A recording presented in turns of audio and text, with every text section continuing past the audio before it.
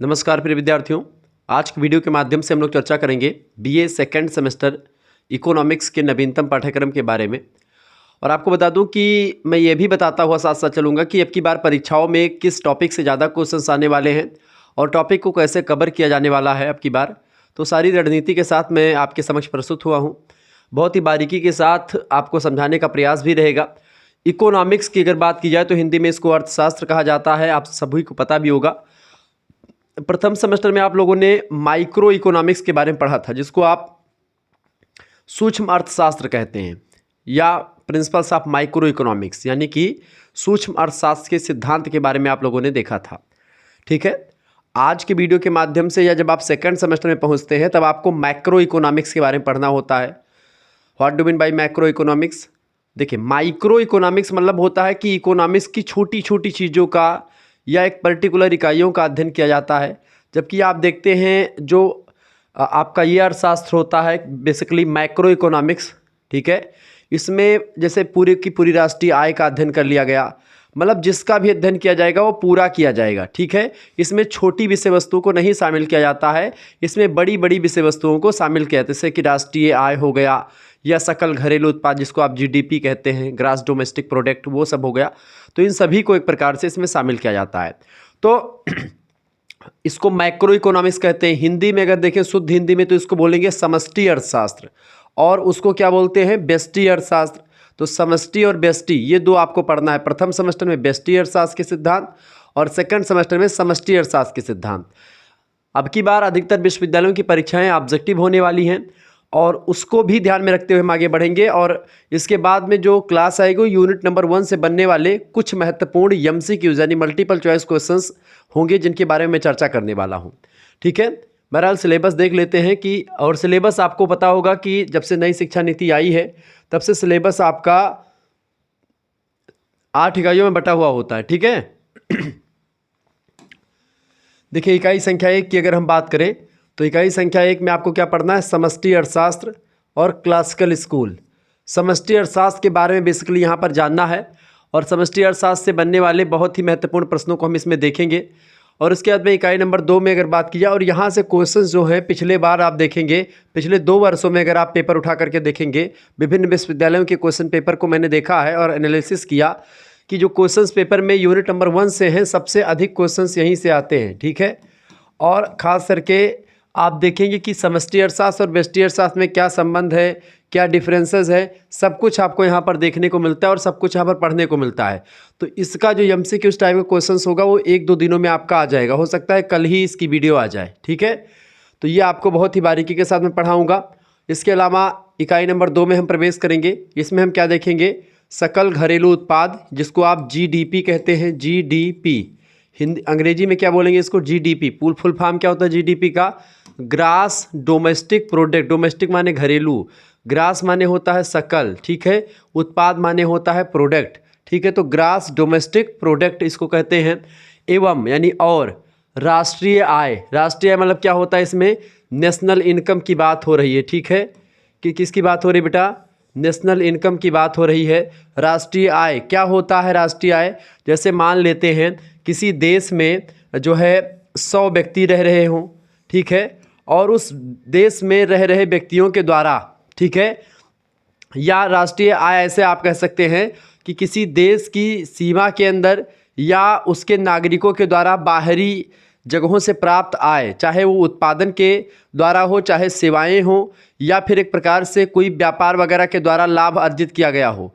तो 1 साल के भीतर जो भी हम उत्पादित करते हैं, जो भी सेवाएं उत्पादित करते हैं, जो उत्पादन हम करते हैं उत्पादों का, उन सभी का बाजार का जो मौद्रिक मूल्य होता है वो 1 साल के उत्पाद और सेवाओं के बराबर अगर देखें उसको, तो उसका मार्केटीकरण करें या बोल सकते हैं उसका बाजारीकरण करें।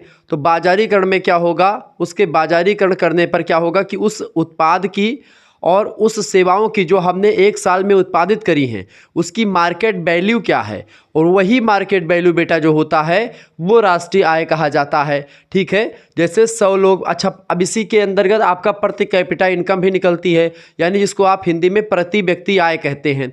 प्रति व्यक्ति आय निकालने का तरीका क्या होता है? जैसे 100 लोग एक देश में रह रहे हैं, जनसंख्या एक देश की कितनी है? 100 लोग एक देश में रह रहे हैं, ये माना, चूँकि गणित वगैरह में आप मानते हैं, तो हमने मान लिया कि 100 व्यक्ति एक देश में रह रहे हैं। एक जो है क्यू नाम का देश है, इस क्यू नाम के देश में 100 व्यक्ति रह रहे हैं। अब आपको निकालना है कि ये 100 व्यक्ति में से प्रत्येक एक व्यक्ति जो है एक साल में कितना पैसा कमाता है। तो हम इसको निकालने के लिए क्या करेंगे, इसको निकालने के लिए बेटा क्या करेंगे, जैसे मान लेते हैं राष्ट्रीय आय हमको पता है, राष्ट्रीय आय हमारी जैसे है कितनी 2000 या मान लेते हैं 20,000 रुपये है, ठीक है। 20,000 रुपये राष्ट्रीय आय है और 100 लोग मिल करके उसको कमा रहे हैं, तो 100 से इसको भाग दे देंगे। यानी कि राष्ट्रीय आय को जब आप जनसंख्या से भाग देंगे तो जो आपका भाजनफल प्राप्त होगा या जो भागफल आएगा वही आपका एक प्रकार से क्या होगा, प्रति व्यक्ति आय होगा। तो प्रति व्यक्ति आय बराबर क्या होता है, राष्ट्रीय आय बटे जनसंख्या, कुल जनसंख्या। 2 जीरो काट दिया, कितना बचा आपका 200। यानी एक व्यक्ति जो है वो 200 रुपये ये एक प्रकार से कमा रहा है, ठीक है। प्रति कैपिटा इनकम इसी को कहते हैं, प्रति व्यक्ति आय इसी को कहते हैं। जीडीपी जो उत्पादित सेवाएं होती हैं अपने यहाँ पर, उन्हीं का जो है मौद्रिक मूल्य या बाजारी मूल्य होता है, मार्केट वैल्यू होती है सकल घरेलू उत्पाद, ठीक है। जो अपने देश की सीमा के अंतर्गत हम रह करके जो सेवाएं और जो है प्रोडक्ट उत्पादन करते हैं उन्हीं की मार्केट वैल्यू सकल घरेलू उत्पाद कहलाती है। इसमें एक होता है जीडीपी, ठीक है, जीडीपी, एक होता है जीएनपी, ठीक है, एक होता है एनएनपी, ठीक है, और एक होता है आपका एनडीपी। अब ये होता है ग्रास डोमेस्टिक प्रोडक्ट। अब इसमें में से जब सेवाएं जैसे कि हम कुछ काम करेंगे, ये होगा आपका एनडीपी। एनडीपी का मतलब जानते हैं क्या होता है, नेट डोमेस्टिक प्रोडक्ट। यानी जैसे मान लेते हैं एक साल में हमने जो है जीडीपी में तमाम प्रकार की चीज़ें कमाई, जैसे कि मान लेते हैं इसमें हमने 10,000 रुपये का प्रोडक्ट मार्केट वैल्यू का हमने कमा लिया। अब ये 10,000 रुपये की मार्केट वैल्यू हमने एक साल में कमाई कि एक देश के अंदर जीडीपी जो है वो 10,000 रुपये की जीडीपी है। अब हमने देखा कि वो अब एनडीपी निकालने का तरीका क्या होता है, जब जीडीपी माइनस ह्रास दर क्या होती है, जैसे कि मान लेते हैं जैसे आप कोई दुकान खोले हैं, अब दुकान खोलने से पहले आप उसमें पूंजी लगाते हैं, तो आपकी जो पूंजी है, पूंजी के बाद में आप उसके बाद में पूंजी के साथ साथ आप अपना श्रम भी श्रम भी लगाते हैं, तो श्रम पूंजी ये सब आप काट लेते हैं। उसके बाद मुनाफा जो होता है आपका, तो वही मुनाफा जो होता है वो आपका निकलेगा एनडीपी, यानी पूरा नेट डोमेस्टिक प्रोडक्ट, ठीक है। यानी कि नेट डोमेस्टिक प्रोडक्ट मतलब होगा आपका कि शुद्ध घरेलू उत्पाद में ह्रास दर और जो हमारा खर्चा वर्चा लगा है उसको निकाल देंगे तो आपका जो नेट पूरा बचेगा वो नेट बचेगा, ठीक है, शुद्ध बचेगा। और शुद्ध से पहले ग्रास होता है जिसमें आपका ह्रास दर और जितने पैसे हमारे लगे, श्रम वगैरह लगा है, वो सब इंक्लूडेड होता है, ठीक है। तो ये जब जीडीपी में से हम ह्रास दर घटा देते हैं या फिर हम अपना श्रम घटा देते हैं, ठीक है, या जितना हमारा लगा है पैसा वो सब घटा देते हैं, ठीक है, इससे कोई चीज़ उत्पादित करने में, तो आपका एनडीपी निकल आता है। अगर इसको जोड़े रहेंगे तो आपका जीडीपी हो जाएगा। सेम ऐसा होता है जीएनपी क्या होता है, ग्रास नेशनल प्रोडक्ट। जीएनपी का मतलब क्या होता है, ग्रास नेशनल प्रोडक्ट, यानी कि इसको क्या बोलेंगे, सकल राष्ट्रीय उत्पाद। इसको क्या बोलेंगे, नेट नेशनल प्रोडक्ट, यानी कि शुद्ध राष्ट्रीय उत्पाद। अब जब इसमें में से ग्रास में से यानी सकल में से सारी चीज़ों में से जब हम ह्रास दर और श्रम घटा देंगे, यानी कि एनएनपी माइनस ह्रास दर और श्रम, इसको घटा देंगे तो आपका निकलेगा जीएनपी, यानी कि ग्रास नेशनल प्रोडक्ट। तो इस तरीके से 4 पहलू आपको बहुत तंग करने वाले हैं अब की बार, जीडीपी, एनडीपी, जीएनपी और एनएनपी, ठीक है। इसका मतलब होता है जीडीपी का ग्रास डोमेस्टिक प्रोडक्ट, इससे जब ह्रास दर और श्रम घटा देंगे तो एनडीपी निकलेगा, नेट डोमेस्टिक प्रोडक्ट, यानी शुद्ध घरेलू उत्पाद। फिर होगा आपका शुद्ध राष्ट्रीय उत्पाद, यानी कि जो है ग्रास नेशनल प्रोडक्ट। जब इसमें से ह्रास दर और श्रम वगैरह सब घटा देंगे तब आपका निकलेगा नेट नेशनल प्रोडक्ट, यानी कि शुद्ध राष्ट्रीय उत्पाद। तो इस तरीके से ये सब चीज़ें हम यहाँ पर समझ लेंगे इकाई नंबर 2 के अंतर्गत। इसके अलावा राष्ट्रीय आय का मापन कैसे करते हैं, यानी कि राष्ट्रीय आय के मापन करने की तमाम सारी विधियाँ हैं, उन तमाम प्रकार के मेथड्स जिसके माध्यम से हम नेशनल इनकम को जानते हैं, नेशनल इनकम निकालते हैं किसी भी देश की, तो वो एक प्रकार से कौन कौन से मेथड्स हैं, कौन कौन सी विधियां हैं, उन समस्त विधियों के बारे में हम जानने का प्रयास करेंगे। तो बिल्कुल आपको टेंशन नहीं लेना है, यहाँ से भी प्रश्न खूब दबा के पूछे जाते हैं। फिर पहुँचते हैं बेटा हम इकाई नंबर 3 में। इकाई नंबर 3 की अगर बात करें तो इकाई नंबर 3 में हमको क्या पढ़ना है, सकल घरेलू उत्पाद का निर्धारण कैसे होता है, यानी कि जीडीपी जो होती है बेटा, इसका निर्धारण कैसे होता है, जीडीपी कैसे निकालते हैं, और इसमें वास्तविक और संभावित जीडीपी क्या होती है, इसके बारे में चर्चा करना है। समग्र व्यय क्या होता है, समग्र व्यय यानी कितना खर्चा पूरा का पूरा लगा, उससे से जब हम घटाते तो आपका जीडीपी निकला, तो क्या कितना खर्चा पूरा लग रहा है, तो वो सब हम समझने का प्रयास करेंगे। इसी में अगला जो चैप्टर आपका होगा उसमें हम उपभोग कला के बारे में देखेंगे कि उपभोग करने की तमाम प्रकार की जो कलाएं हैं, किस तरीके से उपभोग होती चीज़ें। इसके अलावा निवेश फलन क्या होता है, ठीक है, गुणक की अवधारणा क्या है, ये सब हम समझने का प्रयास करेंगे पूरा, ठीक है।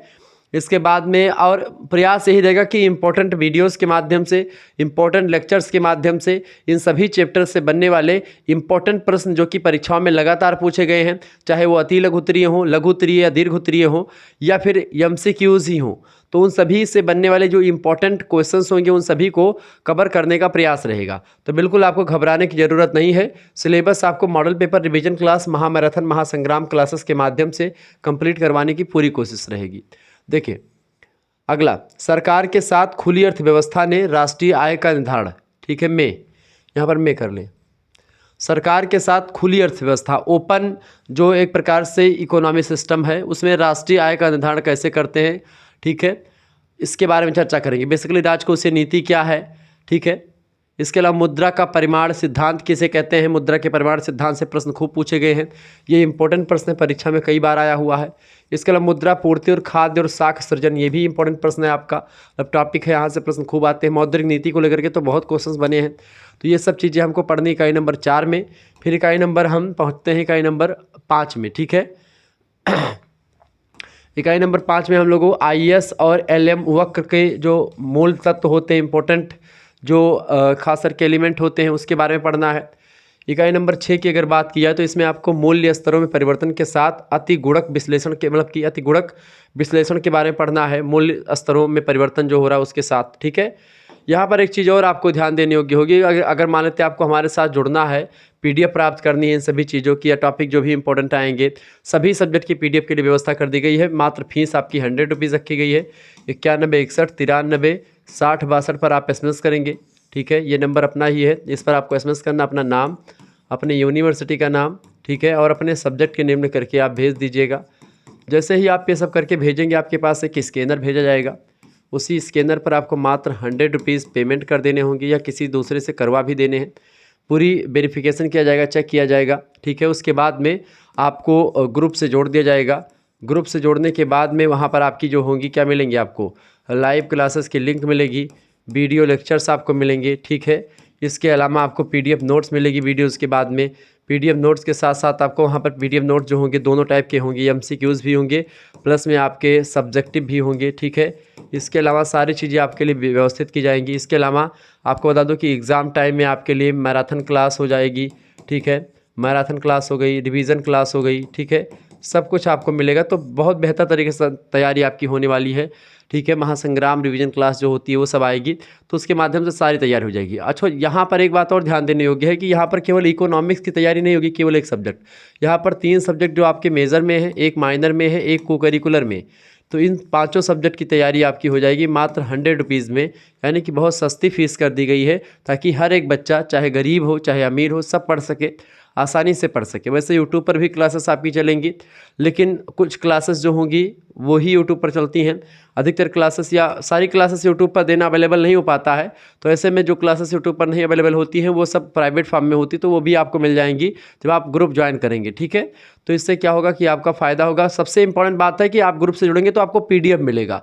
PDF सुविधा आपको ग्रुप से जुड़ने पर ही मिलती है, और ये सब लिंक वगैरह मिलती रहती है परमानेंट आपको, ठीक। जब भी क्लास होती है तो उसकी लिंक मिलती रहती है, जो भी प्राइवेट वीडियोज़ होती है वो भी आपको मिलती रहती हैं। तो इस तरीके से जिनको भी जुड़ना है वो जुड़ सकते हैं हमारे साथ। इस नंबर पर तुरंत SMS करें, ठीक है, और बड़ी बेहतर तरीके से तैयारी होगी। यहाँ पर क्या होगा कि प्रीवियस ईयर क्वेश्चन पेपर भी आपके लिए व्यवस्थित किया जाएगा, और या जो इस समय करंट में पेपर आपके होंगे किसी विश्वविद्यालय के, तो वो पर्चे का मतलब जो होगा पेपर किसी दूसरे विश्वविद्यालय का, तो वो आपके ग्रुप में आएगा, ठीक है, पेपर।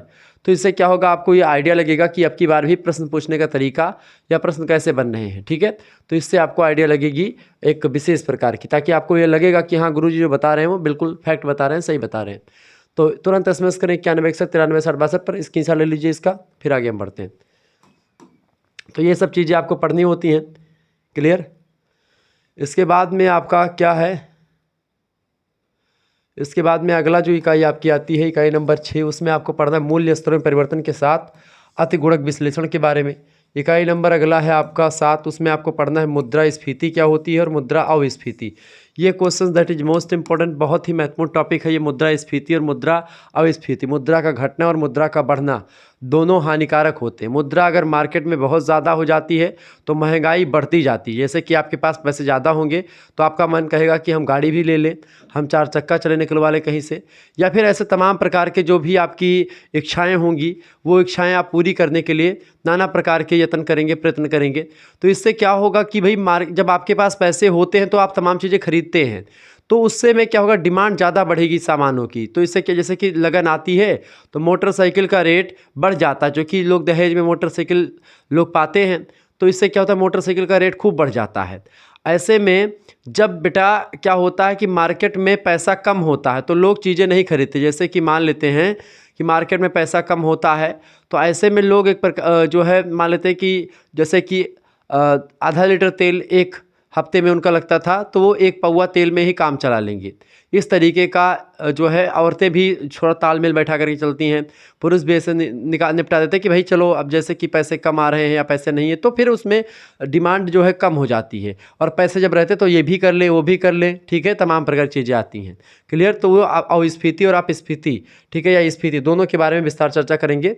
इसके अलावा इकाई नंबर 8 में हम लोगों को पढ़ना है भुगतान असंतुलन और विनिमय दर के बारे में, जिसमें भुगतान संतुलन क्या होता है पूरी विस्तार से जानकारी देखेंगे।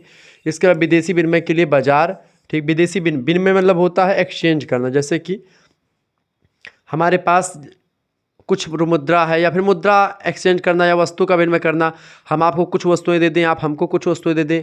आपके यहाँ कोई वस्तु ज़्यादा उत्पादित होती है तो आप हमारे यहाँ भेज दें, हमारे यहाँ जो चीज़ें ज़्यादा होती हैं हम उसको आप भेज देंगे। एक लिमिट, एक मात्रा में एक फिक्स कर लेंगे कितने बराबर के हिसाब से वस्तु हम आदान प्रदान करेंगे। तो इस तरीके से जो है विनिमय होता है। अच्छा, विदेशी विनिमय, विदेशी शब्द लगा, इसका मतलब क्या होता है कि विदेशों से जब हम कोई चीज़ खरीदते हैं तो उसका एक मापदंड होता है कि भाई डॉलर में लेना है या किस में लेना है, ठीक है। विनिमय दर का निर्धारण करना, तो ये भी एक प्रकार से कैसे की जाती है, तो सारी डिटेल जानकारी हम लोग देखेंगे। तो इस तरीके से आपके सिलेबस में ये 8 यूनिट पढ़ना है जिसमें आपको ये चीज़ें पढ़नी थी। इसके अलावा बता दूं अर्थशास्त्र की अगर बात की तो अर्थशास्त्र का जो अगला आपका वीडियो आएगा उसमें हम लोग चर्चा करेंगे टॉप 100 MCQs के बारे में, बहुत ही महत्वपूर्ण होंगे। यूनिट नंबर 1 से बनने वाले क्वेश्चंस होंगे।